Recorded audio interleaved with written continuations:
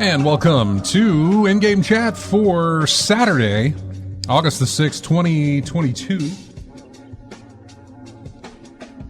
It is Season 16, Episode 26. I'm Scott. And I'm RJ. Welcome into the show, everybody. If you'd like to get in touch with us, our phone number is 334-272-9228. 272-9228 if you want to call in. You can also do the Discord thing. If you would like to do that, just jump on Discord and we'll talk to you in the chat room there. You can do it that way, too. Sounds really good, by the way. Can also, the Discord, it just sounds great.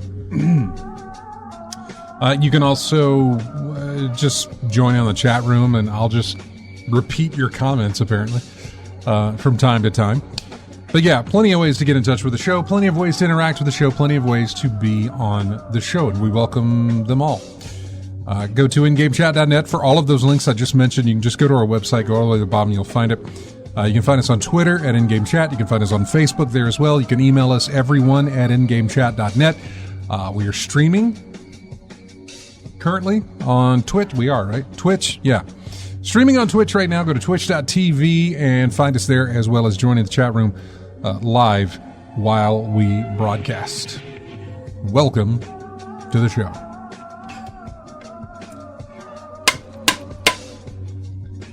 All right. So, I don't know. What have you been playing, RJ? Whole bunch of nothing but Destiny 2. Hey, you know what's odd? What's that? I haven't been playing much Destiny 2 at all. Really? I jumped into No Man's Sky. Oh, okay, yeah. I picked that up. Mm-hmm. And I picked it up before it went on, the end of the sale was Monday. Mm-hmm. And I picked it up Sunday night, I think. I went ahead and bought it. Yeah. I think. I may have done it Monday. I can't remember. I don't know when it ended, but anyway. I mean, it was on sale for $30, right? Yeah, it was $30. And given all the content that I had, I thought that's a pretty good deal. I'll probably get $30 worth out of it at least. Yeah, I mean, that's everything with it. All the DLC, all the fixes, all They've never released anything that cost, you know? Mm-hmm. It was always the base game, and they just would release updates. Mm-hmm. None of that cost extra at all. Okay. So I'm very impressed with everything that they've released. So I shouldn't say the DLC, the fully updated version? I mean, yeah, it's all there. Okay. You can't buy anything but the whole package. You know what I'm saying? Yeah. You can't buy the Game of the Year edition or the whatever that only comes with this or that. No, you get everything because it's all free. Mm-hmm. You know, I say it's all free. It all just comes with it. It's not a, you know, it's No Man's Sky is this thing, and they just keep adding content to it that's free. Mm-hmm. So... And I jumped in on that. Yeah, I really haven't. What I've been doing in Destiny basically is bounty hoarding, which is basically going through and doing bounties but not claiming them, keeping them in my inventory. Mm-hmm. They're completed. All I got to do is click on them to earn the rewards from them. Right. But I'm just holding those until.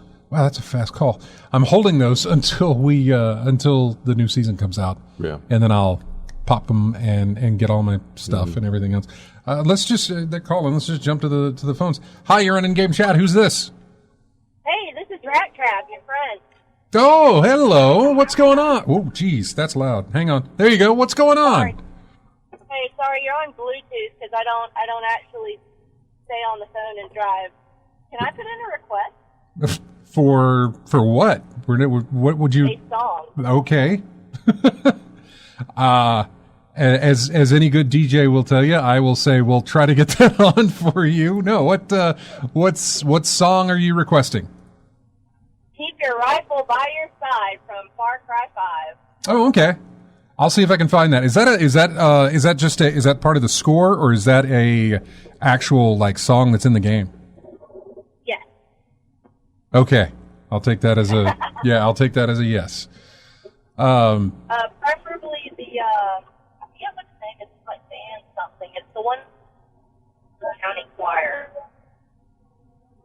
I have no idea. I'm not familiar with it. Normally, when I look for music to use, it's always the instrumental type stuff. It's always the orchestrations, the score of a game, rather than having lyrics and stuff in there. Gotcha. So yeah, if I can find that one, and if I can find one that's if it's got parts in it that's nice and whatever, I'll definitely use it.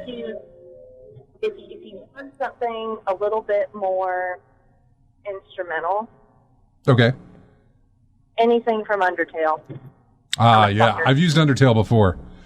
I like. Yeah, I've used Undertale before. Very, very good. I'll look for something else from there as well. I haven't in a while, but I do enjoy it. Awesome. Well, it's good talking to you, and I love your show so far. This is my second time actually getting to listen to it. So I'm very busy on Saturdays usually. All right. Well, we do appreciate it. Thank you. Yeah, I'm a big video game nerd, so. All right. Well, we're about to jump in and talk. Wait, did you say video game nerd? Video game nerd, but also I do like vintage stuff, like all that. Okay. So. All right. Well, yeah. I haven't played anything that's old in a while. As far as your vintage type stuff. I changed my mind. Play something from Echo the Tides of Time. Play something from what? Echo the Tides of Time. It's the second one. Echo the Tides of Time. Okay. Is that the dolphin game? Absolutely. Mr. Nilsson is a genius. RJ knows what it is. He knew exactly what it was. Okay. Well, that's not in our lineup for today. I do these ahead of time because of time restraints, but I will remember that. Next week and I'll show up. Yeah, don't worry. RJ, I know he wrote it down. He typed something when you said that. So yeah, I'll get that note and we'll get it in there. Tuba, Medusa, and Fault Zone are my two favorites. I never played it. I never played it. You know did exactly that. What was that? You played it, right? Echo? Yeah. Absolutely. I played Okay. Echo. Okay, you know what she's talking about then. Echo, yeah. Okay. All right. Awesome. Well, y'all have. All right, your phone's cutting in and out there, but yeah, we will be safe, and we'll talk to you later. See ya. Bye-bye. Take care. Hi, you're in In-Game Chat. Who's this? It's me. It's Chris. What's up, Chris? We're getting the phone calls out of the way fast. What's up, Chris? You get hooked into the new No Man's Sky then? I downloaded it, and I played. I put in about 3 hours, which I think for a game like No Man's Sky is A drop in the bucket. still tutorial. It's still very, very much learning the ropes easily. Learning the ropes and not even halfway done with learning the ropes. Yeah, so it seems you like it and everything so far?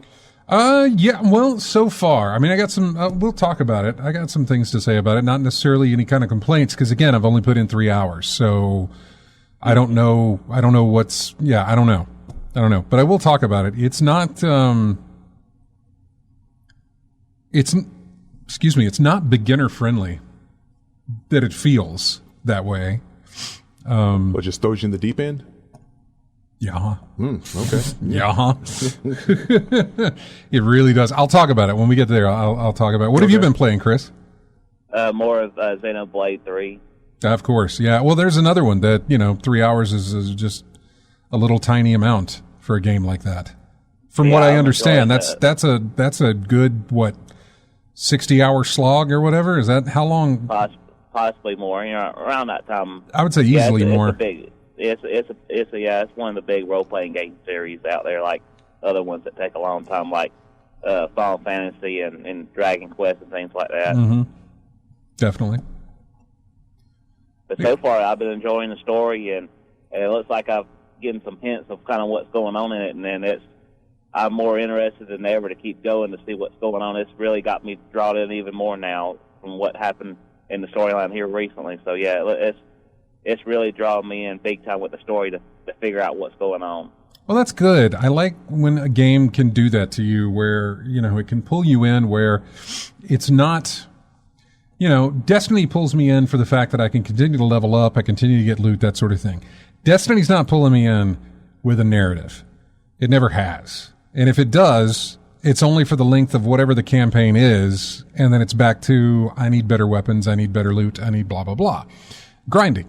And so, but I love when a game the Batman games would do it from time to time, where, the narrative or the story was the driving force, not the, I can't wait to get this upgrade, or I can't wait to get this weapon to drop, or I got to run this to get my whatever stuff. I'm describing basically your loot and shoot type stuff, but the ones where you're thinking about it during the day, you can't wait to get home because you want to get past the next chapter of whatever that is, or get to the next thing. Last of Us comes to mind, Uncharted comes to mind, those sort of things. Those narrative-driven games, which I just haven't played in a while. And I know that they're out there, but I really haven't touched on them. I look at games lately anyway, taking No Man's Sky, for instance, like, hey, $30, and that is a big, long-term type game, where you can just keep going with it and going and going and going. It's harder to do, I think, when you look at something that is a story-driven experience that once you know the story, there really is no point in keep going type of thing. Yeah, that's a problem with a lot of narrative games. You play it one time, you're done. The reason you played it, it's over. You've seen the story. It's like you watch a movie. You don't want to immediately watch it again 15 minutes later. Maybe some like weeks or months in advance when nothing else is on. Another thing that happens with games like that, it's like with Destiny. You will never in Destiny hear, I have nothing to do. You have plenty to do in Destiny. Games like that. You have plenty to do in No Man's Sky. The problem is if it runs out of things that are entertaining to do. Yeah. It doesn't hold your interest. Like Crucible. I know it's in there. Gambit. Yeah, it's in there, but it's not entertaining to me. The only time I'd ever do that is if to achieve a triumph or an achievement or something. I have to do it. There's nothing that's pushing. That's pushing you there. Or if it is, it's the thing that's pushing you is just to advance not the game so much as you were just advancing your character or whatever the case. You're not moving any kind of narrative along. Yeah. You're not progressing a story. So I'm glad that you found that. I'm glad that Xenoblade gives you that. Cult of the Lamb is releasing soon, and I'm very curious about that. It is procedurally generated. It is sort of that thing. There's probably, I don't know if there's a story there or not, but it feels like it'll be a lot of fun to play. I think it releases this week, actually, August the 11th. What day is the 11th on? Thursday. What the hell's today? 6th. Okay. It comes out this week, which is when I'm looking. Saints Row comes out not this coming week, but I think 2 weeks from now, which doesn't feel like I think something like that. Yeah. Doesn't feel. I don't know that that's a narrative type of game. I think it has a narrative to it, but it's also more of a. It'll have a story mode to it. Yeah. So I'm trying to remember the last when I played. The last what? So Saints Row. No, there was no online element. It was strictly there's no online story and everything like that. It was, but then it became it's a sandbox type thing. Red Dead doesn't have an online component to it, but you can. I mean, it does. Now it does. They gave up on it. They did. They gave up on it. But for the most part, it's not one I ever took. It's one that I would play for story. But even when the story's done, you still have plenty to do out there. It's one of those open world type things, like Assassin's Creed, like Red Dead, like GTA. It's a story. It does have a narrative, and yes, I wanted to push it to get through it. But once you're done, you have the city to play in if you want to. I don't know. There's a whole argument to be made about story-driven games, narrative-driven games, where. Once the story's done, you can't really go back to it. Yeah. I mean, you can later on, obviously, but it's not a prolonged thing. Yeah, there was a time when they just kept forcing multiplayer in there, and in multiplayer games, it did not fit. Because they wanted you to come back to it. They knew that when you're done with the story, you're not going to continue to pick up this game anymore. Yeah. Outside of running like speed runs or New Game Plus or something, Yeah. Elden Ring is a... Oh yeah, that's a multiplayer. That's a multiplayer. It's like a lot of the From Software titles. You want to get to New Game Plus 7, your 9th playthrough, to get as much souls and top tier gear as you can. But because does it make it easier that way? No. What is the drive? Every time you have a new game plus, every time you add a plus to it, the enemies are more difficult. You get more souls, more runes with every enemy that you take down. Right. And that's pretty much it. It allows you to speed up your building process to level your character up. Everything else is pretty much in the same spot. You can farm for the same materials over there, but the things that are always locked in position in the game or after a certain boss, you can still pick up. Like you get multiple weapons in the game that you like, but there's only one building material in the entire game that puts it up to its max level. So if you want to get that piece again, you have to run the whole game again. Yeah, and so things of that nature. Well, Chris, it's good to hear from you, and again, I'm glad you're enjoying that. Yeah, if you do turn out that you really enjoy playing No Man's Sky, it's also coming out on the Switch too later on this year sometime. I've got it reserved at the store and all, but it is coming out on Switch too. It is, and it's cross-gen, cross-play, cross-save, I think. It's all, I think it is. I don't know. I need to look. I know it's cross-gen, or maybe it's cross-save. In other words, character progression goes from platform to platform. I think RJ's looking that up, but yeah, That's coming out, October, you said, Chris? I'm not sure. I've got it reserved sometime. I don't really know off the top of my head, but it is coming sometime in the near future. All right, man. Well, we appreciate it, and thank you for calling. All right, y'all have a good afternoon. You too. Take care. All right. Hey, look on the side, it says No Man's Sky is cross-platform compatible, meaning that players on different platforms can play together. Okay. But you can't take your progress from one to the other. Or can you? I am curious.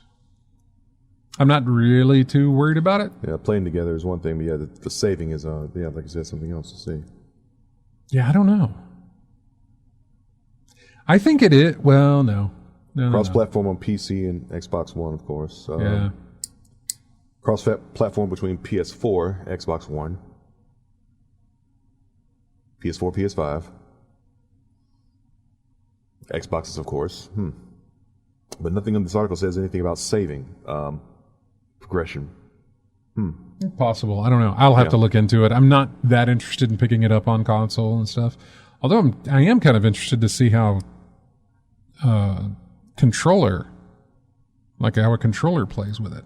I've been doing mouse and keyboard, and the controls haven't really set into me yet.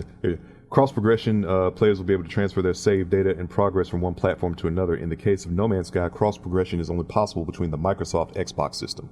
Okay. So far. So if you're playing on Xbox, you can take that to the PC. Is that what they're saying? A Microsoft Xbox system. So I'm guessing. Microsoft so from one Windows. Xbox to another Xbox. Maybe Windows, because it's at Microsoft. That could be Windows or Xbox. Yeah. Well, like I said, I don't have any intention of playing it on another system. Okay. Sorry, I get the messages here, and this is from, Wario from Tweets is what I get here. Well, what's the deal? Mad Max, the game, the Steam version of Mad Max is $4 at Newegg. I imagine it's been cheaper than that, but that's a good game. That is a good game. So, where were we? So you have been playing Destiny, or at least a little bit. Basically clean up. The thing was, I started over and found a good scout rifle, but it doesn't have the range of my Song of Justice 6. So it was the Night Watch. If you ever use that one, it's at least it has an explosive bullets. Yep. At least it has that, and it's upgradable. So there is that, but that range just leaves a little bit to be desired. I mean, Song of Justice was mine was at 90, a little over 90 on range, and Night Watch is 42, 43 around that area. I mean, it's a good weapon, but still pining for my long range sniper rifle / scout rifle. Really, I'll just have to work with what I got, though. You'll compare every single weapon you get will be compared to your best weapon that you had that can't go further. The best weapon for me and the way I play. Yeah, exactly. Yeah. which is absolutely fine. I did put in some time with Destiny. Just, we ran the raid 3 times on Saturday night because of my 3 chances to get the exotic to drop. Of course it didn't, so we'll run it again tonight. We're just doing the boss checkpoint. We're not actually running through the entire raid. We're just killing the boss 3 times. Yeah. Over different characters. And so that I'd like to run a Grandmaster Nightfall with at least 1, if not 2 of the people from our clan, because there's a bounty to be had while doing that. And it's one I can bank for next season. Unfortunately, I'd help, but I ain't got the level for it. No. You got to be 1575. Oh yeah. See, I'm nowhere near that. So yeah. Yeah. Where are you right now? Titan's at 1476. I'm having difficulty finding armor over 1500 right now. I think I got a bow and arrow, which I'll never use on a Titan. So I can't even find armor that goes above that. So it's just got to be the Nightfall strikes and the really top tier stuff for me to do all that. Man, let's see. See, I think you're missing out on something, and I don't know what, because I've not been in your position. Mm-hmm. But I swear, whenever I think base armor that you can pull from your collections, or that you can even pick off of vendors if you've got enough, bank or whatever to do it with. Yeah, I want to say they start at like 1510 or 1530. Anything I've made started at 1350. 1350, yeah, I think that's what it is. That's when everything I've made has started that. But then again, a lot of my stuff was a bunch of legacy items, and anything new that I picked up as is. So, like I said, it's been a long time since I played Destiny from back then to now. Yeah, I need to check on that for you because, and I'm not sure. So you could be. I know 1350 is all my stuff in the vault is 1350 that I haven't pulled out. I'll put it this way: I've had to remake Hardlight. And that's a exotic weapon, but it's current. It's still upgradable and everything, right? That started out at 1350. Anything exotic started out at 1350. So anything rare or legendary would start there as well. I'll ask the guys tonight when we're playing. I'll mention that to them because they may know of something. I swear I remember something where it was sort of a catch-up mechanic where, hey, if you pull this armor from blah blah blah, it's going to drop at such and such to kind of get you up to date with everything else so people can play, so you can play with everybody else. Do you have all your season passes and whatnot? Yeah. Okay, that's probably what it is. Because there's this season, I'm not getting anything. When you level up the rewards, I'm not getting anything on the bottom row because I don't have the season pass. Oh, you're only doing the top row stuff. Huh? I only get top row stuff. I don't have the season pass, so that may have something to do with it. Yeah, that may come with it. That's possible. So I'll have to check. That's possible. I'm not sure. Again, that's something else I'll throw at them whenever I talk to them tonight. Okay. But yeah, Destiny. Anything else? Yeah, Destiny and watching Evo. Evo, yeah. What have you liked so far? I've liked the fact that it's always alluring to me that you have. I was just watching Street Fighter V, and it's always amazing to me you have thousands of competitors, and in one day you're going to drop that list down to 192. Top 192 is what they call it after the first day. And you had some really intense matches, really good tech on display. By the way, is it a best of how do they go from the 192 or whatever the thousands to the 192? Okay, you got a pool of people of 16 competitors. This is how it was when I went. A pool of 16, make it an even bracket, right? Mm-hmm. And the people, only two people get to advance out of that entire bracket of that pool. The top 2 of every bracket is all put into the semis, the next round, right? And it drops down from like thousands to 192.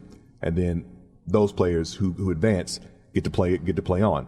They call it drowning in pools. Yeah, you don't even advance out of pools. Yeah, that's the position I was in. But my point was like, what is the round structure like? In other words, do they play one game? No, it's best 2 out of 3. Okay, that's what I wanted to know. Yeah, best 2 out of 3. Best 2 out of 3 games. And that is all the way up until what the finals? The finals is or the semifinals? Finals is best 3 out of 5. The semifinals and the finals is best 3 out of 5. Okay. Yeah, so you get to that when you get to that area. I knew it increased, but I knew with that many people to weed out. Yeah. It weeds out quick. They couldn't make it best 3 out of 5 or 5 out of 7 or something like that. I would think it would either be one single game and you're done, or in the early rounds it's going to be best 2 out of 3, and then when you get to the nitty gritty, near the end, it starts to get into the 3. And is that with all games? All tournaments? Yeah, well, yeah, all the different titles that they're using. It's all best 2 out of 3. It's pretty much like that. Best 2 out of 3 in the early rounds, 3 out of 5 when you get to the end. I haven't watched it yet. I know I've been excited for it, except my problem is that yesterday was it was it was the Ocho. It was ESPN 8's day thing. Every year, except they didn't do it. I don't think they did it last year or the year before. Mm-hmm. But every year, just before August the 8th, which is 8/8, ESPN does the thing on that whole dodgeball thing where they call it, hey, it's the Ocho, it's ESPN 8. And they highlight all day on ESPN 2 obscure sports like air hockey, dodgeball, kickball, something called...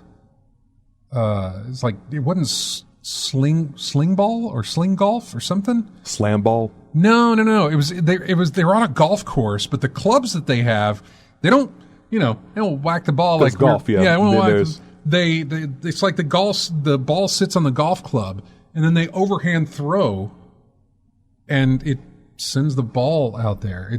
I don't know.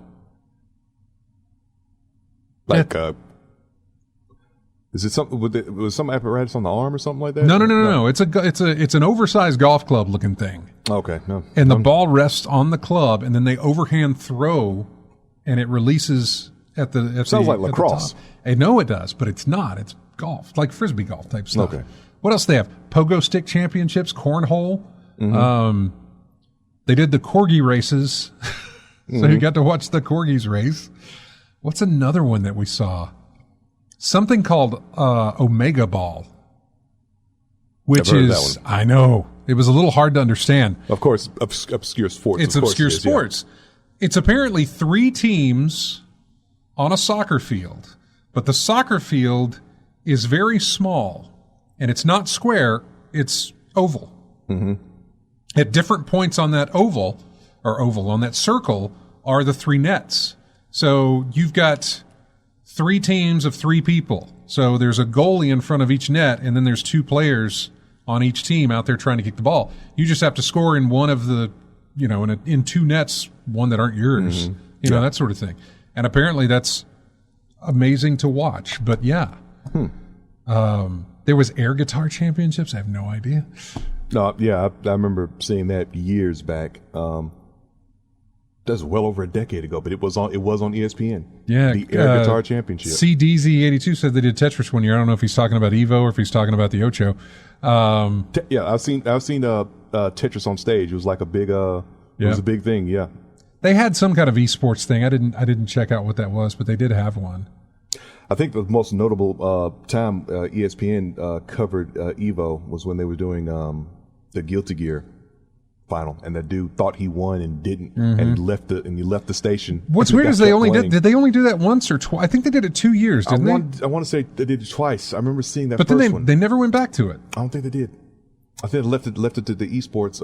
I remember watching one of them, and I think it was Street Fighter at the end, and of course the arena was just unreal the way they had everything set up, and I was like, wow, they're going nuts for the TV stuff.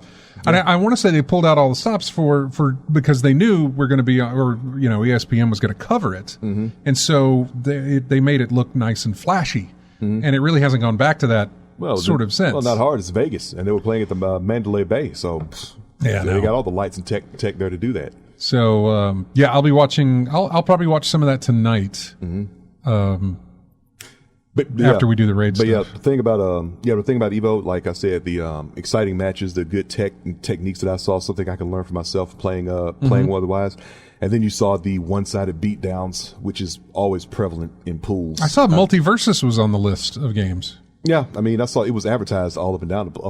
I'm surprised because that's relatively, of course, that's relatively new. Yeah, that they would throw that in there, and still in beta, I think. But anyway, Yeah. So anyway, you've done that, and I've played some No Man's Sky, and I'll talk about that when we come back because we need to take a break here. When we come back, I'll throw in my thoughts on No Man's Sky. I have not. So yeah, Bama Brian says he watched Prey on Hulu. I haven't watched that yet. Lethal Migrant says watch Sandman on Netflix. I haven't watched that yet. I want to watch them both, but I have not watched either of them just yet. I'm getting sidetracked again. Here's music from a game called Home Behind. I don't know what that is. It's the fight music. It says fight music from Home Behind. I had to go to Steam and just look up games this week because I didn't know of anything new. That doesn't sound like a game that would have fighting in it. I know. Sounds like one of those, like Firewatch. It might be. I'd have to look. Anyway, we'll be right back with more Vin Game Chat after this.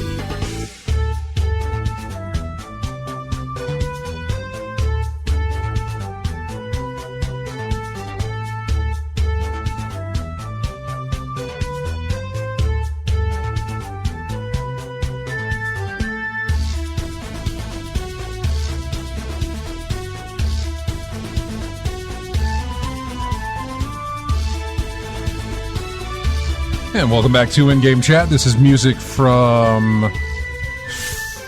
I don't know if it's called Frog Gun or Frogun. It's like frog and then un at the end of it. Frogan. Froggen. So is it Froggen or Frogan? I don't know. I think it's a frog that's also a gun. Okay. So Frog Blaster. Frog gun? I don't know. Probably. It's like Frogun. If the G was like spelled or different text than the other ones, maybe that would be the case. Yeah, I think that's a newer title that released. So that's probably one. Oh, I got Xenoblade Chronicles coming up, by the way. Nice. Chris.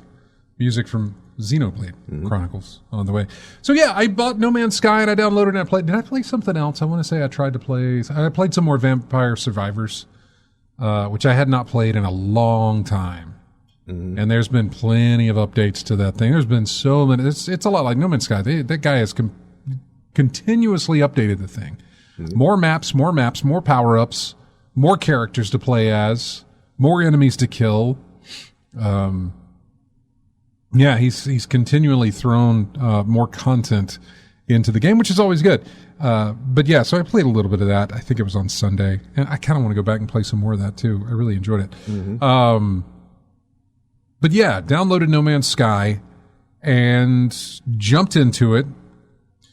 And it's like I told you, it's not beginner friendly, even though there's no other way for you to start other than as a beginner. So no tutorial or anything like that? Yes and no. It is. They don't hold your hand. They tell you what to do, but it's your job to go do it. And if you can't really figure out what it is but you have to figure out that they're telling you to do something. It's really, there's nothing that walks you through like, here's where information about your objective will show. Here's your HUD. Here's your health. Here's your suit health. Here's this, little arrows pointing to different things or something that highlights, here's what's all this stuff on your screen. Here's how it all interacts. You don't get any of that. Not that you normally do in any other game, but you don't get any of that. Well, I mean, what you're talking about sounds like what happened with Senua's Sacrifice. Not really a tutorial. It just said, "This is what the buttons do. Have fun." Yeah, I would. It's still once you figure out the way it works, you do realize, this is the tutorial, and I need to follow what these objectives are. It just takes a minute for that to be figured out because there is so much. It's very, very sensory overload in a sense. First off, you start the game and there are 6 or 7 different modes you can start in. Okay. There is the normal mode, which is just, here's the game proper. Okay. There's survival mode, which means the enemies are tougher. You've got to be really good about maintaining your health, your suit health. Is it similar to the survival mode in Fallout New Vegas? A lot of things to micromanage or take care of? The survival mode would be yes. Okay. I believe so. I didn't touch it because I hate that sort of thing. Yeah. There is permadeath mode, which I didn't touch either. One and done, right? Yeah. Yeah. There's creative mode, which means you don't have to worry about the micromanagement. You just go out there and explore and build. But I don't know what that, I don't know if that leaves you out of, I don't know what that does. I don't know how, I want to experience the game like I would if you're supposed to experience. I mean, you're going to have hostile creatures and whatnot, right? You can run into those, yeah. You can run into not just hostile creatures, but hostile planets as far as atmospheres and things like that. So, that seems to be like too much is missing. What do you gain from the experience of conflict or dealing with that or whatever? Well, take Minecraft for instance. If you want to make that comparison, I loved playing Minecraft without the hey, build your shelter because at night the things come to kill you. I didn't want any of that. I just wanted to be able to build just build. Okay. Just explore and build and that sort of thing. I didn't want to worry about, hey, they attack at night, so you need to defend yourself. Well, I didn't want to have to worry about any of that. So I kind of like that sort of mode, but I didn't touch that for this. And then there is it's like a community event called Expedition or something like that. I'm not sure, but all the community, everybody in the game jumps in and plays that, and it progresses for everyone as they do it. And I was like, well, I don't even know what I'd be doing, so I'm not touching that either. So I just started game normally. You click that, it loads, gives you the title screen, and then it takes you to a planet that has yet to be discovered, apparently, and plops you down on it. And this is a randomly generated planet. Because when I first dropped down, it was the atmosphere outside was toxic. And so my suit was consistently deteriorating. The suit or the air quality? The suit. The suit. The suit has, it kind of like it has a radiation shield. Okay. But that radiation shield was being depleted because of the toxic atmosphere. Once that radiation shield depleted, then my health starts to deplete. Okay. So the suit is not like destroyed or anything. It's just like it doesn't protect you when the shield's gone. Right. There's your health and there's the suit health. The suit health is constantly draining. If you're moving around, the suit health is draining. It's not a lot. It depends. Obviously, if you're having toxic atmosphere and it has to protect you against that, then it's going to deteriorate more. If you sprint, if you use your jetpack, your suit's health is deteriorating while you're doing that. If you're just running around and exploring, again, your it's very slow trickle. So the suit can regenerate after you get back to your ship or whatever, right? No, you have to manually, repair it? Kinda, yeah. Okay. It's like taking the batteries out and putting new ones in.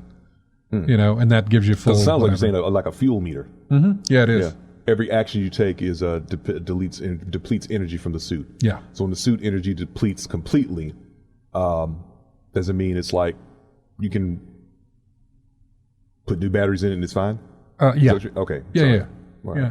It'll also, when it depletes completely, it will also, if you have the material to recharge, it'll automatically do that. Okay. So there's, as long as you have the material though. If you don't, then you need to forage, you need to find it. But anyway, they plop you down on a planet, and I don't know how it works for everyone, because again, this is procedurally generated. So you could start a game where you get lucky and, hey, this is a nice planet and there's nothing here to bother me. I can explore without worrying. So the first one, I couldn't figure out what it wanted me to do. It's like, hey, you need to find, was it carbon? I can't remember. It was carbon or oxygen or something. It's like, you need to find this to repair your suit. Here, press this button, and I'm not sure exactly I don't know what I'm doing. I haven't gotten the controls down, but my suit is deteriorating constantly. And I'm like, well, this is what's going on? And this haze on the screen because of the suit stuff. I don't know. So now visibility is an issue. Oh gosh. I got frustrated with it probably in about 15 minutes or less, where I exited out and started over again.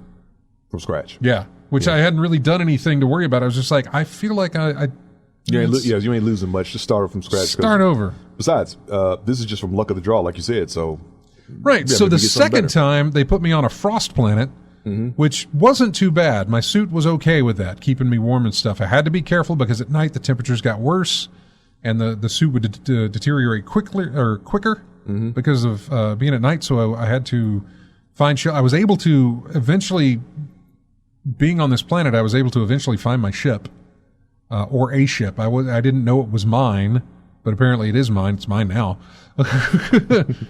Well, so random spot, random place for your ship. Yeah, it starts off kind of like a novel. It's like you wake up, you don't know why you're here or what, blah, blah, blah. You're just going to explore.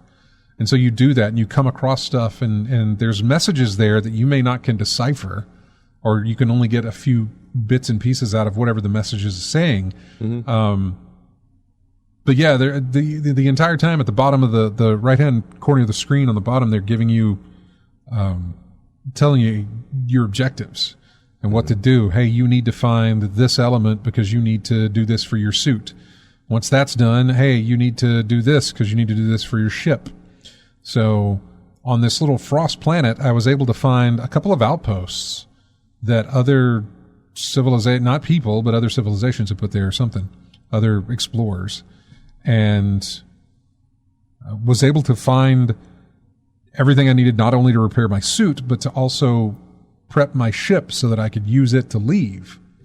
And that's what they want you to do. They want you to leave the first planet. The first planet you land on is not the first planet you'll stay on, or not this planet you'll stay on. They encourage you to, that's the whole part of the tutorial, is get your ship ready to fly, get in it, and leave so that you can explore other planets. Which is exactly what I did. I got everything done. I jumped in there into my thing. It said, okay, take off. I took off. I went up into space, and it showed you all the different planets and stuff. But the type that I'm playing is it has objectives.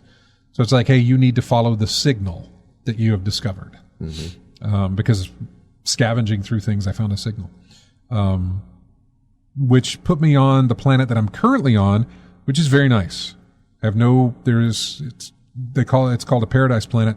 There is no, the atmosphere is absolutely fine. Storms can be bad.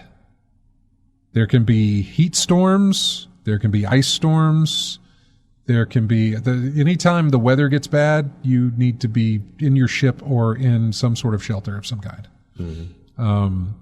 I was finally able to upgrade my, I'll call it a multi-tool, because it does a bunch of different things. There's the mining part of the tool, which basically you point it at a rock and pull the trigger, and it will extract the elements from that rock while also destroying it. So if you shoot it at plants, you'll get carbon and oxygen and things like that. You shoot it at rocks, you get some type of metal thing that comes out of it. Ore. And they call it something else, but yeah. Okay. Essentially, it's a very basic thing you need for a lot of different things. So you get a ton of it. But your suit can only hold so much. It was not very long before it was like, hey, you got too much. You're going to have to get, and that's the other thing. I can't just drop it on the ground and come back to it later. Once I pick it up, I have to either destroy it or store it. And if I don't have enough room to store it, and I don't have enough room to gather anything else, I have to destroy it. Mm-hmm. So I'm being very, very selective about what I'm getting rid of. Now, I'm saying this, but having only played 3 hours of it, and if anybody hears this and is like, oh, God, you're doing it wrong, please let me know. Because I could be easily doing this wrong. Yeah. Is there a fast travel option between where you are in your ship? You can summon your ship to you, which is good because at the beginning, your ship also doubles as a save point. Mm-hmm. You get in your ship and you get out, and you have a checkpoint. Mm-hmm. That's your save state. Eventually, you'll be able to build save stations, portable save stations. You plop one down, you save your game, you pick it back up. So you can go wherever you want to go and then plop down a save point so you don't have to worry about things. But you can summon your ship to you so that you can get in the ship either because you need the protection from the elements or because you want to get in it and fly back ever how far you've gone away from your base camp, back to base camp or something like that. I'm working on something called a base teleporter, I think, right now. This is the stage I'm at in the tutorial. I don't exactly know what I'm doing. I have built a base, which is essentially 4 walls and a roof with a door. So I was able to do that for shelter. Apparently these bases can get elaborate and much bigger, but you have to craft the walls. In other words, once you've unlocked a blueprint for something, if you have the materials, you can craft that thing. Mm-hmm. But right now, I have enough for a roof, a wall with a door, and then a solid wall, and I think a floor. And as long as I have the materials to make those, I can keep doing that. What I can't do is find the materials to make other aspects of the shelter. I need the blueprints of that to know the ingredients to craft the thing. Mm-hmm. So currently that seems to be the what is it, the hamster wheel? Mm-hmm. You know, that's it. Get blueprint, get materials, craft thing, get a new blueprint, get materials, craft thing. That seems to be the wheel that I'm on at the moment, and it seems like that's how everything so far is sort of working. Mm-hmm. You know, when they told me, hey, you need to upgrade your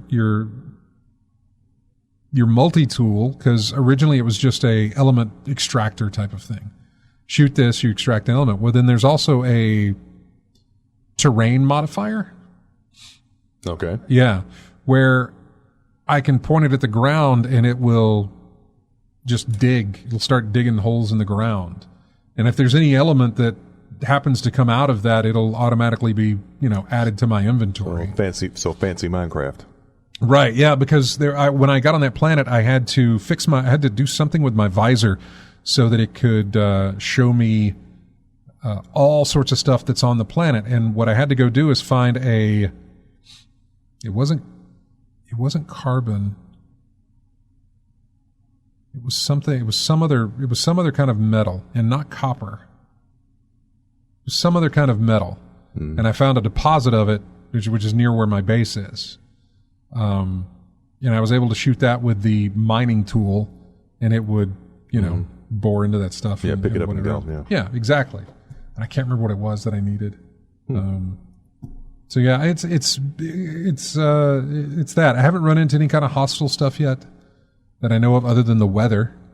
I've seen plenty of odd creatures. But you kept your distance. Oh yeah, I didn't mess with them. Most everybody I've run into is friendly, outside of some dangerous plants. Like the planet I'm on right now has what looks like Venus flytraps, very large Venus flytraps on the ground. Mm-hmm. But also there are poisonous plants where if you get too close to them, they will emit a gas. Mm-hmm. This is still the Paradise planet you're on, right? Yeah. But nothing that is like coming for me. You know what I'm saying? Not anything that is hostile like that. Yeah. And I've gotten right up close to some of these that are moving around. Like the plants that emit the gas, I don't get close to. The fly traps, I don't get close to. But there's these what looks like sentient pine apples, and they bounce across or whatever. And I'm like, man, that doesn't. They're shown as not necessarily hostile. They're just shown as a creature on the planet, but and they don't look friendly, but they're not doing anything to me. Yeah. And I've walked very close to them, and there's nothing that happens. They mostly run away. Yeah. There's also birds, which are some sort of flying animal. But the weird thing is that if I go to another planet, I'm probably never going to see those things again. It'll be some other new thing that has been procedurally generated on that planet. And I'll have to scan it and learn what that is and that sort of thing. It's very interesting that all of this is baked into a game. You know what I'm saying? Yeah. Like, you're not going to see, more than likely, the same creature twice. So, it's... They got names for these creatures? Yeah. Okay. Everything has a name. Everything. Now, when you come upon a rock or a tree or something like, or some sort of plant, it's going to have a question mark. It'll tell you what's in that stuff. Like, here's the element that this is in there, but we don't know what this is. But if you scan it with your visor, it'll tag that as like, oh, this is that, and this is what it pulls. You know, this tree-looking thing is this, and this is what's inside of it. So yeah, and they want you to scan. Now, once you've scanned one of something, it means everything that you come across that is that thing will have that name. You'll now know what it is. But I mean everything. If I go to a new planet, I got to scan everything over again because it ain't going to be the same as what was on that planet. And there are,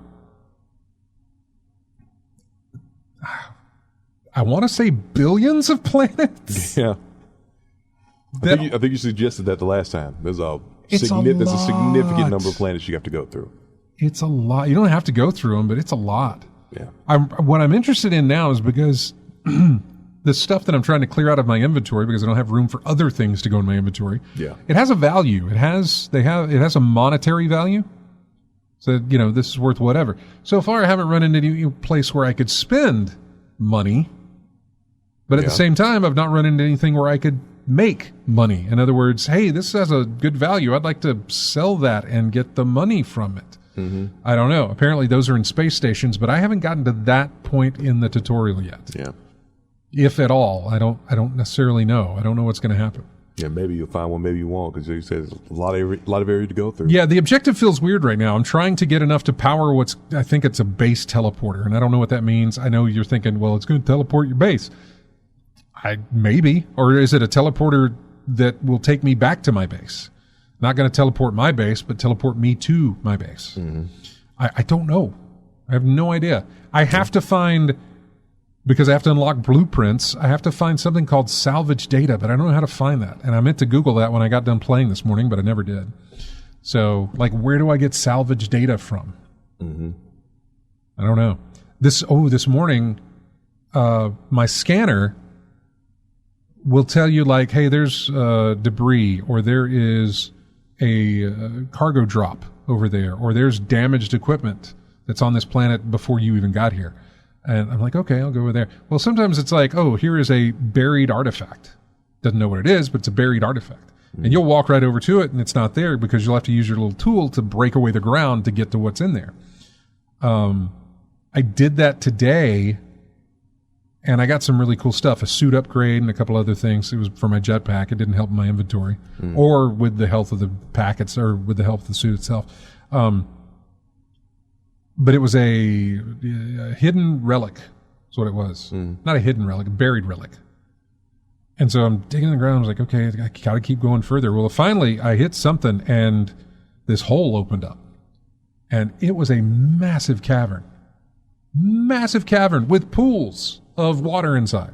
And all sorts of new stuff that I'd never seen before. So that's interesting to think that, wow, okay, it's not just everything that's on top of the planet. It's everything that's inside of the planet is also procedurally generated. It just gets my brain boiling, because not out of anger, but like the sheer vastness, the size of the amount of things. You've got a lot of area to cover. Oh, I do. Basically. I know. That's what's good. You're realizing how much on every planet you have to go through. I know. So yeah, it's not going to be a quick visit. No, on any no. planet you get to. But I don't know. I'm not ready for the tutorial to be over with yet, but I do feel like I'm. Man, this has got to be the longest tutorial. I feel like I'm not making progress. You know what I'm saying? I know I am, and it's very incremental progress. But it just feels like, why am I building the base tutorial? Why can't I keep building, or a base, whatever the teleport thing is? Yeah. I don't exactly know the point of what I'm doing, but this is the objectives of the mission. So if you go to your logs, you can see like, this is the one you're doing, and here's all the objectives that you've done so far in it, and here's the rest of the stuff that you're going to be doing. So I really haven't finished chapter 1, as it were. We have a call coming in, but we have to go to a break. I'm already 3 minutes over here. Hang on the line. I'll come get you here in a bit. We got music here from Xenoblade Chronicles 3. It's called The Weight of Life. We'll be back with more of In-Game Chat right after this.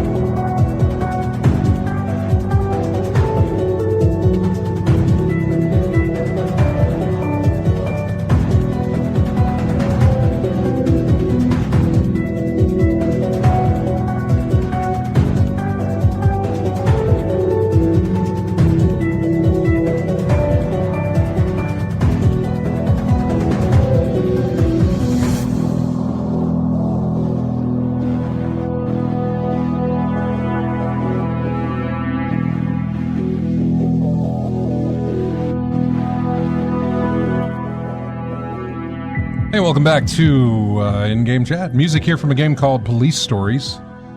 Main theme of that game, I'm not sure much about. I think there was an expansion of it or something that was released. I tried to find music for that, but I could only find music for like the base game, I guess, whatever that is. So, I remember a game, it was offered on PlayStation Network a lot. This is the Police. Yeah. Yeah, I remember seeing that in the sequel. And it was interesting. The story looked interesting, but then I saw it was a management top-down type thing to deal with, and I've never been really good with those, so kind of passed on it. There was one that was top-down though that I thought you would like. Hong Kong Massacre, I think is what it was. Well, top-down management type thing. Management, gotcha. Yeah. I played like the top. Let me think. Miami Invisible Ink. Invisible Ink and that? Hotline Miami was another one like that. Well, that was a top-down shooter. Yeah. I mean, you're not like... That's what Hong Kong Massacre is. Yeah. I mean, top-down shooter, but this game was like top-down management. Slide these tile pieces here. You want to go to this spot, that type of thing. Yeah. I was like, not on that part. Yeah. But yeah. I liked what little I played of Hong Kong Massacre at PAX, I think it was, when I played that. I really kind of enjoyed it. It was hard. Yeah. I took that... that's what I played when I was in... I was in Florida, and I was able to pack the PlayStation with me, so I was playing that. It was like, I bought this game, I haven't played it. Let's see how well I can do. Didn't do well at the beginning. It took days to get a flow of how to defend and get out of dodge and know what to look for. It's a lot of trial and error because that dude with the shotgun behind the door you went through that you didn't even notice there was is the one that took you out. Now you know he's there the second time around. Yeah. Yeah.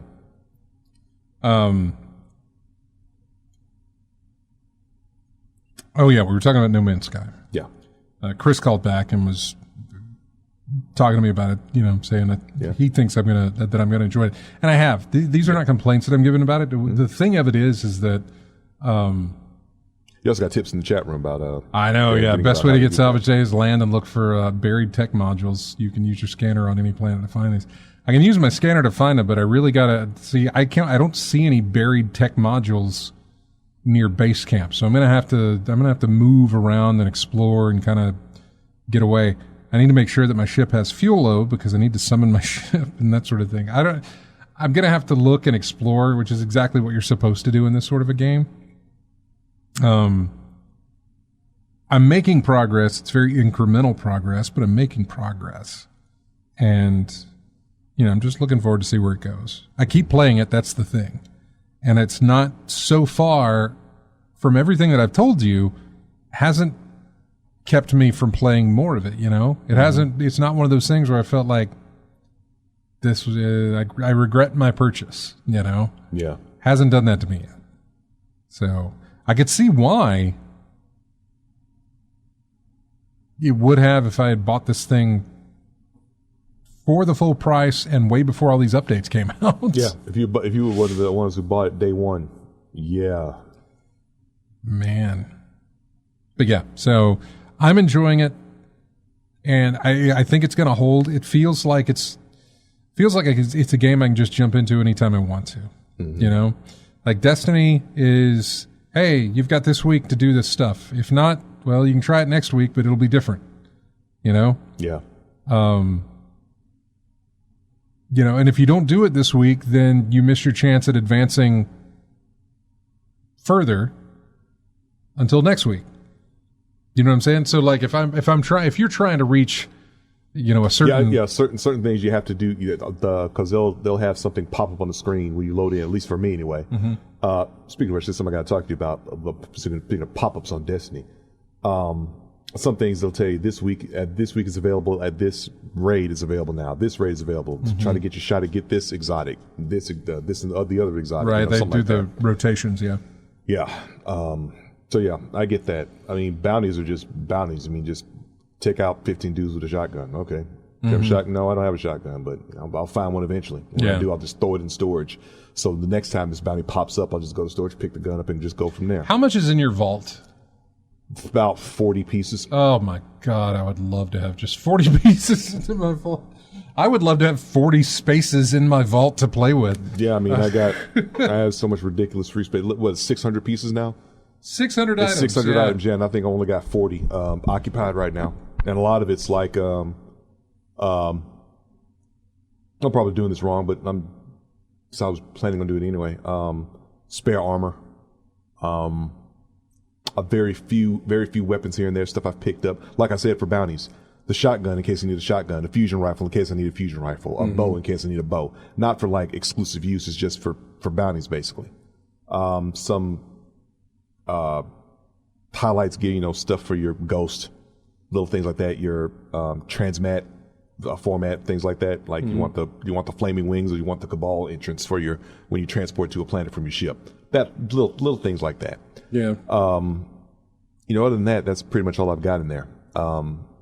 But mostly it's for armor, basically, like for whatever energy type that I've got.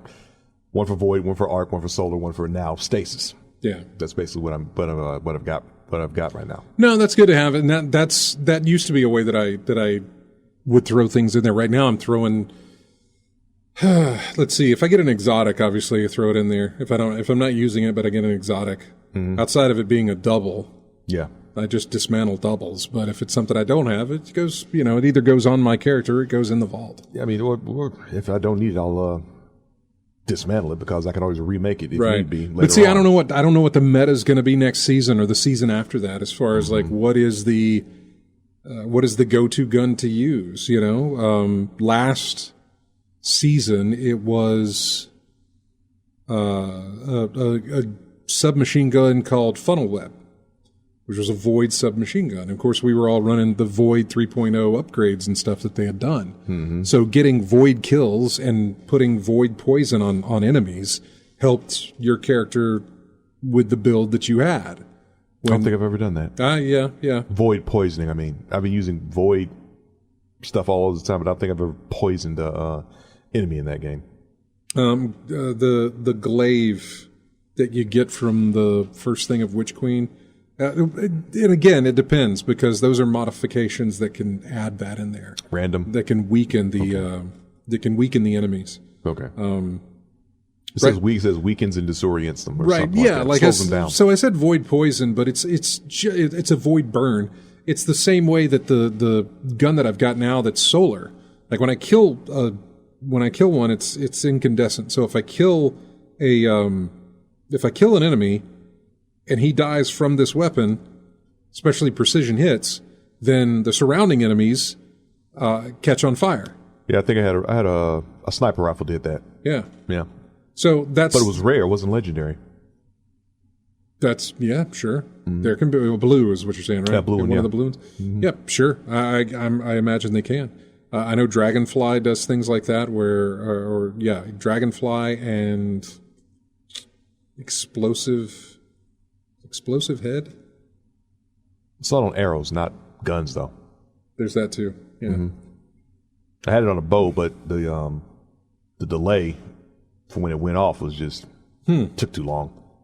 Yeah, there's gonna be explosive bullets that explodes immediately. I'll just prefer that. Yeah, but my point is that I don't know what the meta is going to be next season. It could be a gun that I've already got, which would be great because then I can just bring that up to level with everything else and run with that gun. Mm-hmm. So that's kind of why we hoard. Because we never know what the meta is going to be and if it's going to be something. I use a website called Destiny Recipes, and they've got a lot of good material on there. For one, they've got a season prep check. So it kind of calculates, like, with all these bounties you have, here's how many levels you're going to gain, and here's how many artifacts you're going to unlock. Here's everything that's going to happen with everything that you've got right now. They also have... it doesn't really analyze, but it looks at your inventory and will show you the percentages of how well this gun works in PvE, how well this gun works in PvP, and how well this gun works just average between the two. You know, so you can decide, well, that gun's really good in PvP, but I don't play PvP a lot, and it's crap anywhere else, so I'm going to get rid of it. Kind of helps you to organize your inventory. Mm-hmm. Like, is this any good? No, it's not. I should get rid of it. Oh God, I've got 3 of this gun. Well, let me find the one that's really the best out of these 3, and see which one I want to keep, instead of keeping all 3 of them. So, I remember having one gun that was just my all-purpose go-to for competitive PvP type stuff. Yeah, just a general. I think it was a Ross-Lysis 2, just a basic auto rifle. Nothing really fancy about it, but performed pretty well. Good. Yeah, so you can remake that anytime you want. But it was a rare though. It's only be made at 1350 unless I find one out in the ether somewhere. Yeah, and just let it drop. But yeah, there's a lot of resources online that you can use to kind of help you with your inventory management. Yeah. Oh, something else that gets me. Some weapons are legacy items, right? Like my Song of Justice is a legacy item, but it shows up again later on. But as the newer version of the old weapon, like the Quick Fang sword. The one I have is legacy. Yeah. But the one that I've unlocked that I can't remake because of random, we can't remake random items. It's not. No. So, but I can't remake that one. So, go figure. It was so dumb. I hated sunsetting. They have, I think they've since stopped that, but they kept whatever got sunsetted stayed sunsetted. But they have since removed sunsetting. So yeah, we will be able to continually move forward with all the weapons that we find now. Yeah. But like I say, it depends on what the meta is for the season. So last meta was, the Void submachine gun type stuff. This meta is solar stuff. The next meta may be everything else. When I say meta, I mean, the go-to loadout, the go-to gun to do what you need to do with whatever you're going to be doing. There's meta in the Crucible, which is PvP, and there's meta in the overworld, the PvE everything. There's different metas for that. So when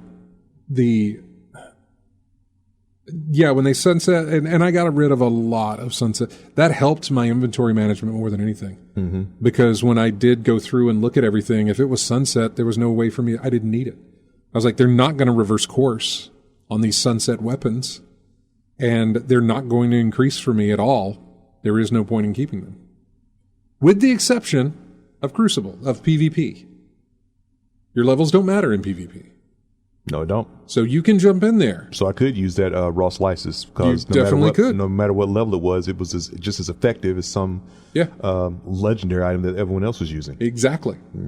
So when I did this, I specifically looked at the PvP side of these sunsetted weapons, and it would tell me, it's like, this is as high as it's going to get. You can't go any further with it. And I was like, well, is it good for PvP? That's a good number. Okay, keep that one. Oh, they're all crap. Get rid of them. That helped to clean out a lot of space in my inventory, which has now kind of, swollen back up. Yeah. How much free space you got left? Double digits? Yeah, double digits. It's a little over 50. Okay. Yeah. So, I think I'm at 545, 547, something like that. Okay. Out of 600. So, and a lot of that is me throwing anything that drops, good or bad, because the stuff that drops for me is at the high level of 1570. Yeah, back in the heyday when I was playing, it was basically what went in storage was basically things that I could use for upgrading later. Bingo. Or weapons for the bounties that I need, a specialized weapon. But yeah, for most of the time, it was just anything that could upgrade something. Yeah, I throw it in there because I may find a great weapon later on that is lower level, and I need it to be, my level. And so I can go to my inventory and find these crap weapons that are high level and infuse them into that so it can bring up the level of that one. Yeah.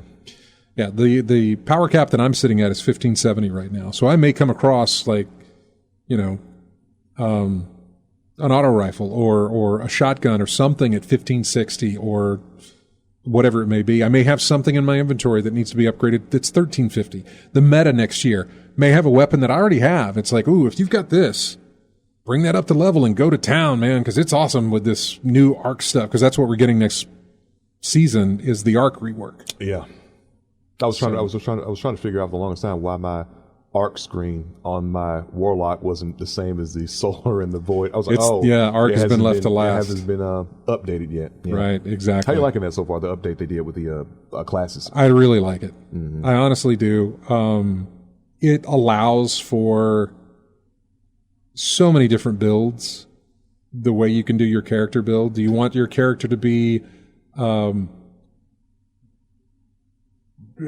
Given the classy restoration mod that's on this week or this season, I'm pretty much invincible. I did see something in Solar for the Hunter, the healing grenade. Yeah, everybody has them. Yeah, everybody can heal. Everybody can heal now. That's the thing. The grenades are for everybody now. Yeah. It doesn't matter if you're running Void, Stasis, or Solar. All the grenades are the same. So if you're running Stasis, everybody has the same type of grenades to deal with. Yeah. So it didn't change how that worked. Okay. It does change on the aspects. So that section that's on that section of two things you can pick on the right near the grenades there, the Hunter has different stuff than what the Titan will have in that an aspect and whatever else. But I did like that aspect of being able to heal because it used to be just warlocks, the spirit well or whatever, let you heal and everything like that. Warlocks were the healers. Yeah, warlocks were the healers, but now everybody can support.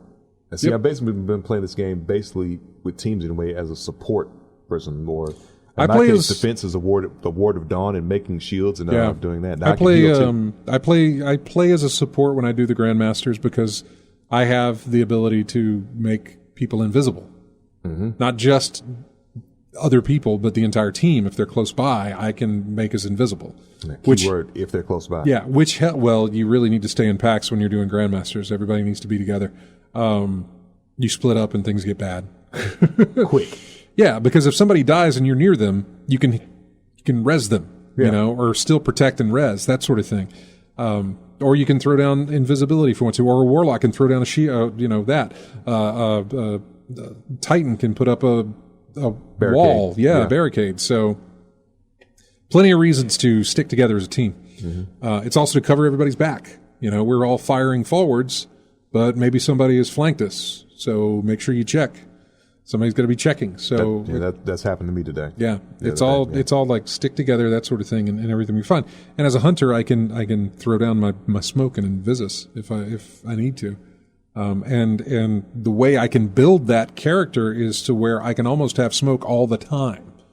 There's an exotic that gives me 2 smoke charges. There are aspects of what I have on where if I throw a grenade and kill somebody with it, I get instant smoke that I can throw down and do this. If I do a dodge next to enemies, instant smoke that I can throw down and get rid of. If I do a dodge near enemies, I turn invisible anyway. Yeah. I remember that part. Yeah. There's a whole bunch of ways that you can spec out your character to be not necessarily invulnerable, but very hard to kill. Or at the very least, very hard to find, which is what you need when you're facing some enemies sometimes, because they will just come after you. I was about to say that invisibility. We always said that. I don't mess with it in PvP, by the way. Yeah, I mean, it's pointless in PvP. Nope, don't do it. PvE. I mean, the AI will find you, but PvP. It may be more useful there. Yeah, I haven't found it, but I'm not good at PvP anyway. It's that way in fighting games. Like the character that has the move that turns himself invisible. Like, good luck against the enemy. Reptile. Yeah, turn invisible against the AI. Yeah, see what happens. Find you every time. God, I remember the first time I saw that. Yeah. I can't remember where I was watching it or where I was at. It was either at the Prattville Walmart. And by the way, when I say Prattville Walmart, I don't mean the current one. I mean the one that was over in the bowling alley. No, that was a Food World. It was next to that way, which I think is Badcock now. Yeah. Furniture store. This is back when Walmarts were small. Oh, very small. Yeah. Okay. But they had an arcade machine right out there in the front. Basically take your Walmart and take out the food section. And that's how big Walmarts were back then. Oh no, I mean you'd have to take out more than that too. Yeah. Take out the automotive section. Yeah. But they all had an arcade. Yeah, because an arcade. They had machines out in front. Yeah, so next to the horses you could ride. Yes, the amusement machine. So you had Mortal Kombat. And in my case, I had Afterburner Climax. Oh, that's where I first played it in a Walmart entertainment center. So it was a good time too. Yeah. No, mine was Mortal Kombat. There were 2. There was you could come in from either entrance, but it all funneled you into the main entrance. Pretty much. There was a left entrance and a right entrance, and once you got in there, that big lobby. Yeah, a little lobby area that would then put you into the store proper through one entrance. And so at each end of that the left and right, there were arcade machines. I can't remember what was on the other one because everybody was at the Mortal Kombat machine. Yeah. Or Mortal Kombat 2, I think, at this point. 2, yeah. Because was Reptile in 2? He was in 2. 2, yeah, he was in 2. Yeah, he was in 2. Reptile was in 2. And so I was watching that and like, he's invisible. Where's the word? Oh, that's a horrible thing. Yeah. That's like, okay, that's the new Sub-Zero slide, is throwing invis on Reptile. So yeah. Anyway, been nostalgic enough here. We have to take a break. Music here from a game called Last Call BBS.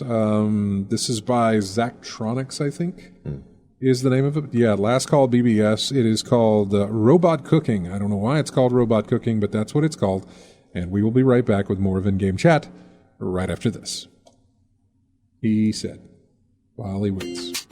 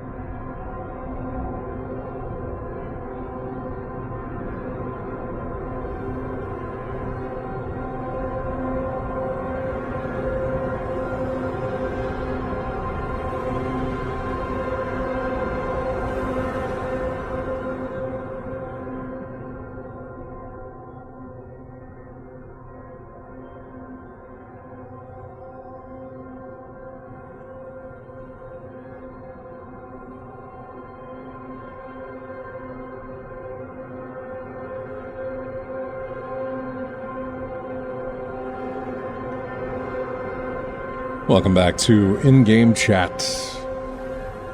This is music from a game called Mortuary Assistant. I think we said recently there's a simulator for everything nowadays. So yeah, I don't know. I don't know that this is like a simulator, but I'm not sure. It was intriguing what I saw. It's unique. Yeah, that's the thing. The people are going for things that are unique, something that stands out from the pack.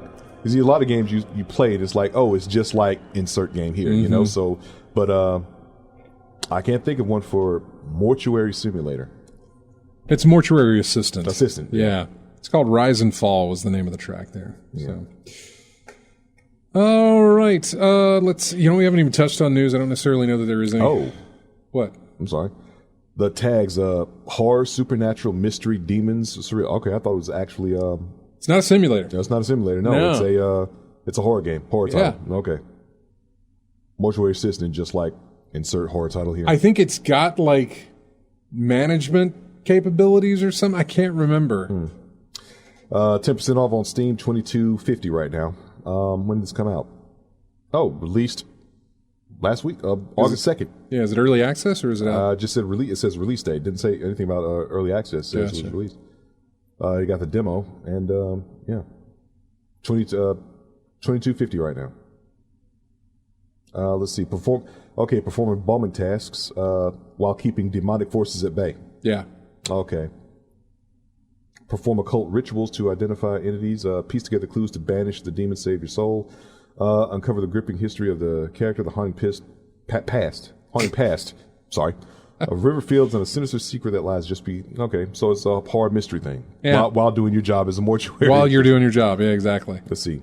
And bomb the body, suppress the demons. Mm-hmm. Okay. Exactly. All a day's work. That's how it works. All right. Let's see. There just is not a lot of news going around here. Nothing that's really interesting. Slim pickings. I mean, yeah, slow news day. I got the Evo schedule up, but nothing we really went over. Man, it's getting pretty hype. The Bungie employees things, not to bring it around back to Destiny, but that was pretty bad. I mean, there's somebody.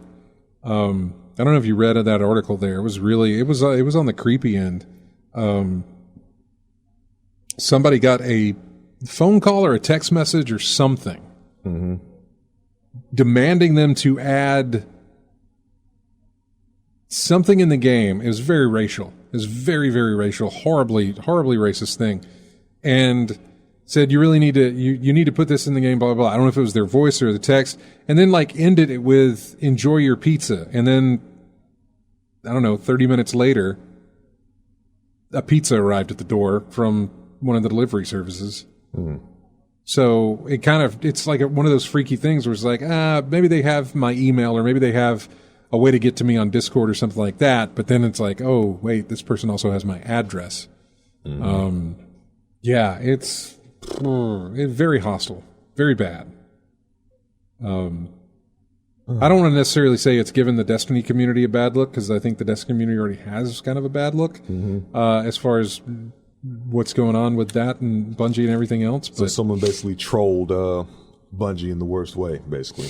I don't think it's trolling. I think it's. That says death threats, harassing or whatever. Yeah, no, it's bad.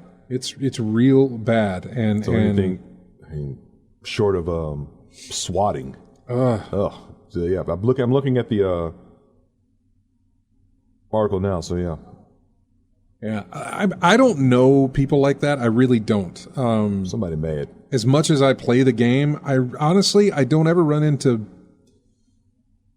I don't ever run into those kind of people. Mm-hmm. For the most part, I can't say that I haven't, because I'm sure. I've been in some. I'm sure that some of the people that I join with who are doing PvP stuff that I don't even know, that I just get thrown in with, who knows what kind of people they are. I just don't know them. We're not talking. Yeah, don't put anything past anybody in this day and age. But when I join in a group where we're doing a group activity where we got to run a nightfall together or we got to run some kind of objective together, we may not be talking much other than like, what's your loadout? Are you going to bring this? Are you going to bring that? Blah, blah, blah. we're fine, and we're there to make it through this objective together. Yeah. And so, yeah, there's just nothing there. But then you got people like this, and there's a lot of people like this. It's kind of sad. And I don't want to say it's not just Destiny, and I don't mean to throw that out there like, well, everybody else is doing it. That's not what I'm saying in this regard. I'm saying it's almost all gaming communities as a whole. Just get some horrible people. Yeah. Horrible people. And, my thought is, well, then I'm just not going to play the game because I don't want to be associated with that type of people. Well, that's not helping any at all. That's not going to stop it. So. No. Yeah. So, anyway, there was that. There's just, nothing. There's really nothing. Absolutely nothing. So let's just jump back into game talk then. All right. What's because we only got like 15 minutes. Yeah. What's on Evo's? You're watching Evo right now? Aren't you? I got Evo pulled. I got Evo pulled up on the other screen. What are they currently playing? Let's see. Melty Blood is in top 8 right now. Melty Blood. What a weird name. Yeah. But it makes it memorable, don't it? Of course. Yeah, I know what it is. Yeah. But yeah, of course it does. Yeah, they got let's see, they got 7 channels total. So they got Melty Blood going on now, Street Fighter 5, Guilty Gear Strive, Multiverses is on one channel, Tekken 7, Dragon Ball Fighter Z, and the King of Fighters 15 is all streaming right now on Twitch, and they're getting pretty hyped. They were getting pretty hyped earlier for Melty Blood. Yeah. So top 8's going on right now. So should be good, man. It's always good at Evo. I mean, this is the mecca of American fighting game tournaments. But I really liked watching the fighting games that I understood, I suppose. I mean, fighting games aren't hard. This person's beating up this person, so you can understand it. But like, it was easier for me to follow something like a Mortal Kombat or Injustice. Multiversus would be another one easy for me to follow because it's like, oh, here's the characters I recognize. Smash Brothers was the same thing. Here's characters I recognize. Street Fighter, same thing. I don't know. Yeah. It's one of them anime niche titles. Yeah, if somebody's about to pull off a thing in Melty Blood, I don't know how special that is that what he just did, I don't know how common it is or what it is. I don't know. I have to go on the reaction to the commentators of the crowd. They don't follow that stuff. Same thing with like Guilty Gear. Same thing with probably all of those. The only ones that I mentioned, Multiversus, Mortal Kombat, and Street Fighter. That's it. Yeah. Yeah. I can't give you anything on any other game that's there. Which is Street Fighter still the king on this? Is Street Fighter still the one that they end on? That one that gets the Street Fighter because it's the one that has the most participants, right? Pretty much every year, and say the best for last. That's what I figured. But didn't Sony bought Evo? Didn't they? Did they? I thought Sony because they had a new partnership and everything. Yeah, I thought Sony bought Evo. Sony Interactive. Yeah. Yeah, they own Evo now. So. Let's see. Jointly owned by Sony Interactive Entertainment and the Endeavors Esports Venture, RTS. Oh, hey. So, yeah. We have a phone call. Okay. And I put him on hold for some reason. Habit. Very much a habit. Hey, you're on In-Game Chat. Who's this? Biloxi Gambler. What's up, man? Is there a fighting game that I can play without being online or having to play with two people? Just, play offline just by myself against AI? I think all of them. They all do that. They all do. Yeah. Yeah. They all do? I believe so. Yeah. Okay. Is there one that doesn't look so cartoony? Because, they got a bunch that on PlayStation now that, during the sale, they say up to 70% off. And I was looking at it the other night, and a lot of it. But anyways, they look like cartoons. Is there anything that's a little more realistic or anything? You'd have to define what that would be as far as what looks realistic to you, because I'm not sure. The most realistic looking ones are maybe the 3D fighters. like Tekken. Like Mortal Kombat used to scan in the features, but that doesn't necessarily mean they weren't doing cartoony things. Yeah, they're throwing fireballs and jumping 10 feet in the air and all of them, but still. Like one that he might. Well, I don't know if he would like that or not, but see, they didn't make anymore. But Fight Night was good. Yeah, Fight Night was real good because that was just boxing. That was a straight boxing, one of the best boxing. That was straight up boxing. That's what that is. Okay, Fight Night? Yeah, Fight Night from EA Sports, man. Yeah, okay, all right. Well, I'm going to look at that then this evening. Well, I appreciate it, guys. Thank you. No problem, man. Thanks for calling in. Yeah, Fight Night. Oh God, Fight Night was just. That was in my brain because I would be here. Oh, God, that's how long I've been here. I would be here during the day thinking like, man, I can't wait to get home tonight. When I get home, I'm gonna get on Fight Night and I'm gonna play. I'm gonna move my character up and gonna do some boxing. Yeah, it was fun. Yeah, it was great. I mean, it was like making those dream matches, like all that debates, like. If you were ever a boxing fan, you're talking about, this guy would have killed this guy if they were in the ring together. Okay, let's prove it. Yeah, I know, man. I loved Fight Night. Yeah, Fight Night was great. It was awesome. I think they made one more, and I think it's on. It was Fight Night. Then they made the Fight Night round 2, 3, and everything like that. And they made. I think the last one I played was Fight Night Champion. That was when they had that story mode thing in there. The only thing there's one of them on Game Pass because Game Pass has that EA Play stuff. Right. And there's only one Fight Night on there, and it's not Fight Night 1 or I can't remember which Fight Night it is. It's not. Was it round 2 or 3? I don't remember. Okay. Yeah. I do not remember. Yeah. But it wasn't the first one. So okay. That was. I mean, man. Now you bring up memories. I might have to dig through the stockpile and see if I can still pull that up. Man. Yeah. What did you play that on? Was it? It was on PlayStation. Okay. That I played it on. That was on 360. That was one of the first games I got on my 360. Yeah. It was one of the launch title. I'd say a launch title, but it was one of the first games that was released on the 360 from the EA stuff. Yeah. If I remember right.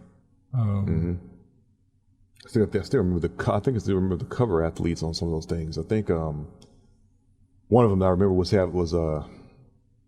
Mickey Ward and Arturo Gatti. Those two. They had a series of fights that were really intense. I'll put that way. Very intense battles between those two.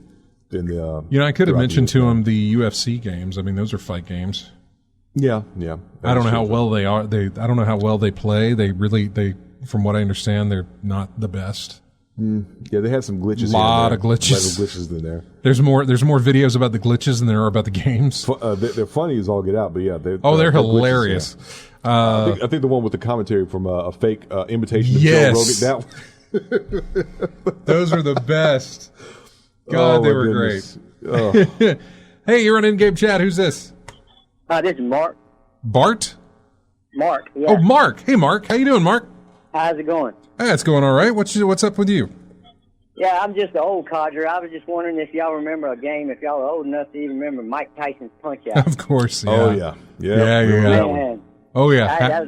That was one of my first games I fell in love with, man. That was one of the first games I had, and I got it because my dad liked boxing, and I was able to convince him Dad, it is a boxing game. We should get it. You like boxing, and it's got Mike Tyson. And of course, that was at the time where Mike Tyson hadn't gone. Yeah, once you figured out their little ticks, their little moves, their little magic move, you could win the thing, man. But man, Tyson was hard to beat it in. He was, and then of course they had to drop the Mike Tyson after the whole, debacle. All that stuff. All that Robin Gibbons stuff and all that. But exactly. But man, that was a classic game, and I just enjoyed it, and I wish that they were still able to do it because I played it on Nintendo first. I think the first Nintendo. Yeah, that's the only one I ever played it on. And I think I still have the cartridge for it. I think I still have it at the house. Yeah. Wow, that thing's probably worth a lot of money now. If it works. I have no idea. You have to blow in it, Yeah, we'll probably have to. Yeah, I'd probably have to air it out. But yeah, it probably would still play, honestly. But I do believe I still have it. Yeah. Mm-hmm. Yeah. Well, okay, man. I just thought I'd just throw my little 2 cents in there. Y'all have a good day, man. Enjoying the show. Thanks, man. Thanks. Take care. Take care. Appreciate it, Mark. Right. Bye-bye. Mm-hmm. Yeah, there was Glass Joe and Von Kaiser. What was the Don Flamingo? Don Flamenco. Yeah. Piston Hurricane. Piston Honda? No. Oh, I'm thinking of the old Punch-Out from the arcade with the green. Yeah. Piston Honda. Yeah. Super Macho Man, Soda Popinski. Soda Popimski. I remember him. Yeah. Soda Popimski, and then the big fat one. King Hippo. King Hippo. He was like the rest round, because it was all you had to do was hit him square. You know, he did one thing and you punch him. But like, you went through all these guys, and when you got to King Hippo, it was like, okay, take a breather for a minute. Yeah. Because this guy's really easy, and then you can move on to the next guys again. Yeah. Tiger, who was the guy that did Great Tiger. Yeah. The guy who teleported in the ring. He teleported, exactly. Just time your blocks. Was there a buffalo? Bald bull. Bald bull. I'm like, what is it? Is it buffalo? Cow? It's some animal. Which one is it? Oh, it's bald bull. Yeah. I think we just went through the roster. Yeah. I think we did. Probably forgetting someone. Then they had that new one on the Switch, that Super Punch out. That one. Yeah. They did the Super Punch. Yeah, they brought some new folks in there. But yeah. I've forgotten about that. The bald bull. Yep, I remember them, because you had to learn their quirks, because that was like, here's when you can attack them when they're not doing this. Otherwise, you got to dodge. I don't remember. I had to put in a code to get to Mike Tyson, because I was not good enough to go through the roster. And even when I got to Mike Tyson, it was like, nope. Yeah, I think the quirk was like the first 90 seconds of the round. If he hits you at all, that's a knockdown. That's it. It's an instant knockdown. And after that, you got to look. I think he winks before he throws his shots. They came quick. They did come quick. They were came fast. quick. So yeah, it was like dodge. Because you really couldn't block by putting your hands up. I think you had to get out of the way, because there were some where it was like that was it. Not in those first 30 seconds. No, not in 90 seconds. No. It was flash and twitch around the screen, and then bam, all of a sudden uppercut, and then you uppercut, body blow, uppercut. Yeah, that was the body blow. The one in the was that the arcade? The arcade one. Yeah. Body blow, uppercut, body blow. Yeah. They had the volume turned up way too loud on that one, because you could hear that. You could hear it all over the arcade. Yeah. Playing that, so you knew someone was playing. Well, that. it was advertisement. That's all it was. Like, hey, get you over there to do it. Hey, we got to go, because we are coming up on the end of the hour. Although we don't have enough music to actually take us to the end of the hour, so I'm gonna start slow here. Yeah, but we did get requests. We did get requests. You sent me the information on that, so I will. Hey, that helps me, because that means that's one less song I have to look for. I mean, I'll know I can get it, but it's one less song that I've got to go and like. Let's listen to the music from this game and see what I like. No, that'll help. So, the Great Tiger, Mr. Sandman. There was another one. That's right, Mr. Sandman. Mr. Sandman. Mr. Sandman. That was another. Thanks everybody for joining us on the show. Bama Bryan, AC Wraith, everybody who's in the chat room there. We really appreciate it. Who we have? A10, Badger Dash, Bama Bryan, Commander Root, Drunk Degenerates. I saw Lethal Migraine in there. Stephen Van Dam, Rogue Girl, FTO Payer, I think. Evans 04111. Thank you guys for showing up in the chat room and listening. Thank you to all the calls that we got today, from Biloxi Gambler to Chris to Mark. There was another one we got. Who was the other one that we got that I'm forgetting already? So phone calls? Yeah. Rat Trap. Yes. But I thought there was another one too. I forget. Anyway. No, I think that's it. I think that's all. Rat Trap, Crip, Yeah. Chris, Biloxi Gambler. Yeah. All right. Cool. Mark. Yes. Thank you guys so much for calling in. Thanks everybody for joining us. Nobody showed up in Discord, but whatever. We're going to do it again next week, so that's fine. Go to our YouTube channel, go to our Discord, go anywhere you want to that has our name on it, and subscribe to it, because that's, how you can keep up with us. We really appreciate it, especially on the days when there just really isn't a lot to talk about. Thank you so much. Enjoy EVO. We will see you next Saturday. Here's music from a game called Ready or Not. It is Valley Combat is the name of the track. So that's what you're listening to. We'll be back next week. Good night.